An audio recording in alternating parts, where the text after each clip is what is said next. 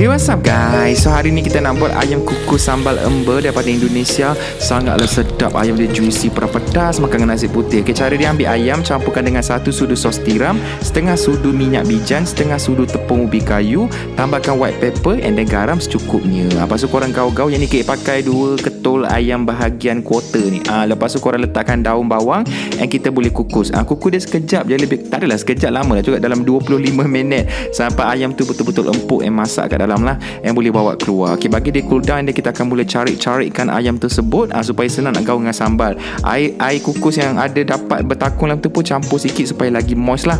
Okay, next kita nak buat dia punya sambal. Tumiskan 5 biji bawang merah ros yang kecil tu, 5 ulas bawang putih. Bila bawang mula garing, tambahkan 4 cili padi hijau, 4 cili padi merah dengan seketul belacang yang dah dibakar dan ditumbuk. Lepas tu tuang kat atas ni lah, panas-panas lagi. Kepada abang yang ada resedung, minta maaf, belacang tak boleh skip, kena wajib oleh resipi ni untuk dihidang. Nak lagi best, korang perahkan 5 kasut untuk bagi masam-masam pedas-pedas kat ujung tu. Resipi ni senang, tolonglah buat sampai jadi. Aku risau tengok video bulan puasa, ada yang keluar minyak terbakar lah, ada yang berbuih air lah. Yang ni senang, tolonglah buat, InsyaAllah jadi. Tiru sebiji je, okay? Jangan tukar resipi. Sangat sedap makan dengan nasi putih, also campurkan dengan kicap. Okay? Boleh buat untuk sahur, boleh buat juga untuk buka puasa. Selamat mencuba.